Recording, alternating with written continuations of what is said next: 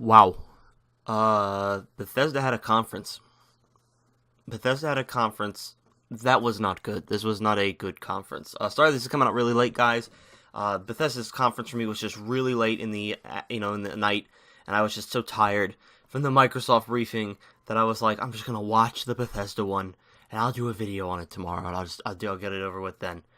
But the Bethesda E3 conference was not good, and it's been kind of generally unwell received about how bad this conference was. But I'm going to try and break it down when I can.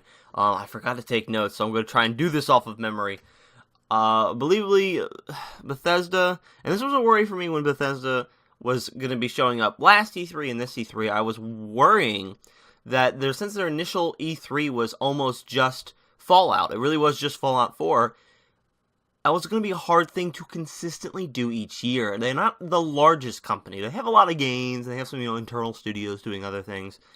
But I'm not sure that they're as big as, say, Microsoft, who, showed off like 42 games, or Sony, which I'm sure will have a ton of games.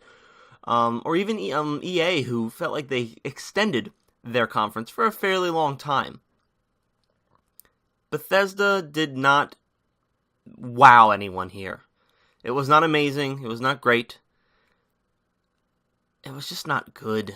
I don't know why they were here. Again, they talked a little bit about a lot of stuff that we've already seen. They started out completely with just VR, so it was VR stuff. It was VR Doom, which is now Doom VFR, and they started with Fallout 4 VR, which, in my opinion, the Fallout 4 VR looked better than the Doom VR, because the Doom VR had like blink jumping. So you had to freeze yourself and then move in a direction and go I want to go there, and then you warp. And that seems and there was like a slowdown mechanic. Now I've heard responses. It's well, Doom is really fast. If I have to play a really fast game like Doom in VR, I'll vomit everywhere. So that I can kind of get, but still it seems like the slowdown will kind of kill that speed of what Doom is supposed to be about. Fallout VR looked pretty good. I mean, it looked, Fallout VR. I've heard reports that it's going to be $60. It's going to be its own, its own thing. I thought maybe it was going to be an add-on for the game, that it's an option you can switch on and off in the options menu. But it sounds like it might be a full 60, which I don't agree with. I don't know that even though VR's been making strides, I'm not sure that VR's still in that space that it could really dominate the market. And I believe they moved on to Quake. Again, I'm going off of memory here of what the conference was. All I remember is it wasn't very good. I believe they moved on to Quake. And the Quake Champions, they announced the Quake Champions tournament. Obviously Quake has a long history of being a shooter. But, Quake Champions. It's out there. It's coming. It's going into a heavily saturated market of arena first-person shooters, so we'll see how well it does, but Quake has a legacy, so maybe that'll do really well. And then they talked Elder Scrolls Online, I believe. They did a little bit of Elder Scrolls Online, just the new Morrowind expansion came out a couple days ago. And they were just kind of touting that, Elder Scrolls Online, big game. Here it is, really important. But it was okay, well, whatever. We saw that. We know that was coming. That wasn't anything new or exciting. Then they moved on to Elder Scrolls Legends, which is their card game series. Again, I'm sure there's a fervent fan base there, but I wasn't interested. And again, what I kind of almost feel is another super saturated market might be card games.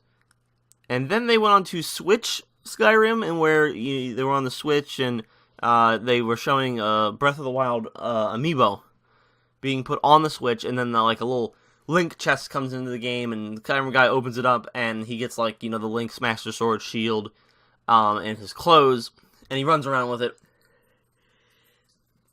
I can do that on mods now. This seems like maybe I had heard that the Nintendo system wasn't going to have a mods thing. It wasn't going to be that integrated like that. So maybe the amiibos is a good way to kind of get around that. But I can go play as Link on Skyrim on my Xbox right now. But it's a nice little workaround system. I can see giving the amiibos function into Skyrim, like Smash Brothers and stuff, and Mario and Pikachu. Could be interesting. And then they moved on to generally new things. It's not going to be a super long video because the conference was really small, and I'll get to that towards the end. They moved on to new stuff. they talked about where a lot of their conference actually was taking place. Oh, actually, wait, let me talk about Dishonored. They did the Dishonored 2 DLC. We're going to be getting something for Dishonored 2. It's going to be Death of the Outsider, and it's going to take place, it's a prequel, and it's going to believably be about one of the main characters in the main game, and how you go back and have to kill the Outsider. Good. I'm happy. I haven't yet to beat Dishonored 2, the main game, but because I have to just go back and I have to play it because I have made progress, but I've just not had the time to go back and give it a good run through. But I definitely want to. I've been playing a lot of Prey on my gameplay channel. You can see it. No Prey DLC. That was actually really interesting. We didn't get a Prey DLC announcement. I'm looking back at it now. It seems like that would have been another easy thing. They could have killed a little more time with that, but nothing on that at all. But they were moving on, and they were moving on to kind of where their big titles, or at least the only new things we saw from Bethesda from at E3 was The Evil Within 2. This has been rumored that Evil Within 2 was going to be coming out, and this was going to be the sequel. But it was just a 4-minute CGI trailer. I mean, it was a really cool CGI trailer with lots of visual gags and effects and like creepy psychological stuff and bodies hanging from ceilings and hands reversing into other hands. It was okay. I haven't played the original Evil Within, but I have a lot of people who have. I know, talk to them. They're like, "Oh, this was really cool." Then they went to Wolfenstein, the new Colossus. Again, I haven't played the original Wolfenstein, at least not the original one, but the new one from Bethesda. So this was again like this is okay. This is an alright thing. I'm not really big into this, but it was another about like 5 to 6 minute just snippets of gameplay and like kind of scene jumping. So like none of the stuff like made any sense. So like they're on a boat, and now they're on land, and now they're back on a boat, and now there's a Nazi drinking smoothie. It was just kind of really jolting and jumping around a lot. So, but before I end this video. And I didn't mention it, but was something that was popped up, and this was fairly controversial, was the Bethesda Creation Club. And what this sounded like from the get-go was paid mods. They introduced a credit system, and like they were like, oh, well, we can put mods on the market, and you can pay for them. And I like the way Boogie put this. He said this is not paid mods, but these are mods you can pay for. In that, paid mods on Steam, which is what Steam tried to do partner with Bethesda, was make it so that anybody could put out a mod and then charge money for it, and the community quickly lashed back at them, and that ended up being not a thing that Gabe was like, yeah, we're not doing that anymore. Sorry, never mind, we won't do that. And that kind of put the kibosh on it, but it looks like Bethesda is trying some sort of system here. What it is that, to clarify, it's not paid mods, but mod authors and mod makers can send their mods to Bethesda, and Bethesda can kind of send them through the ringer, put them through check systems, make sure that everything's working, it won't clash with anything, it won't mess up your game. And if they end up partnering with that mod author can charge credits or money. There's a currency with a lightning bolt, and apparently that's how you'll get the stuff. So maybe there's some other ways. Maybe it's not just money. Like maybe you can, like Ubisoft does that, where they have the Uplay, where you can like do things in your game, and then you'll get like a credit system that you can spend on like screenshots or screens for your computer, music, soundtrack, that kind of stuff. Maybe that'll be what it is, but from the get-go, it sounded like paid mods. They didn't talk about it. They were just like, we're doing the Creations Club. We'll be working with mod authors to produce mods, and you can buy these mods. Alright, well, we're moving on, and that was really it. So and if you go to the website, it clarifies a little more. I'll link that in the description if I can. And then it just ends. It ends after Wolfenstein. They're just done. It's like 38 minutes, maybe not even that, probably like 34, 30. And it's just done. It's just over.